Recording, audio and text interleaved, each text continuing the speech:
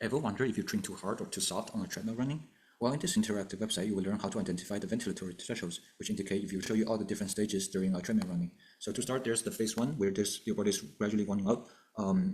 It's not using a lot of energy, so it's just a warming up stage. Around 6 minutes, it will hit the first threshold, and after first threshold is hit, there's more moderate effort. You're using more energy, you start breaking glucose and start breaking fats, and it's good for your body by breaking fats. And after second threshold is reached, your body start breaking glucose, which is less helpful, and you're more tired and uses more energy. Moving on, you will start we'll show you how to identify different ventilatory thresholds, including the first one aerobic, the second one anaerobic, which you can tell by the changing of slope before and after. So for example, here the slope is relatively flat here. It will show you the actual thresholds here, and now you identify the second thresholds, and you can see the thresholds indeed 550. Then you can enter your age and height and weight, and by here you can find runners similar to you, have similar height, weight, or age to you, and you can practice putting the ventilatory thresholds here. And if you're stuck, when you hover over, there's some tips, and you can identify based on tips accordingly, and you will save your answers on the bar chart. The next section will explore how the thresholds vary among different demographic groups.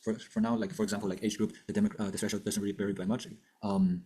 Here, it doesn't really vary by much. And if you go to the BMI, here the blue dots are a bit higher, but in general it doesn't really vary much. Same thing for sex, it doesn't really vary much. So the conclusion is that training really matters much more for the ventilatory thresholds for other physiological factors.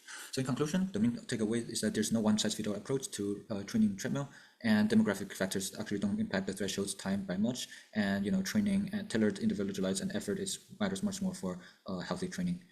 And the most interesting feature we implemented, I think, is the labeling the thresholds. It will be useful for you to identify what training is right for you.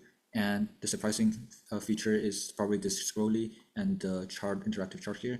And finding that demographic doesn't have an impact is pretty surprising. And the most challenging is probably the animation, which took a long time, took your training to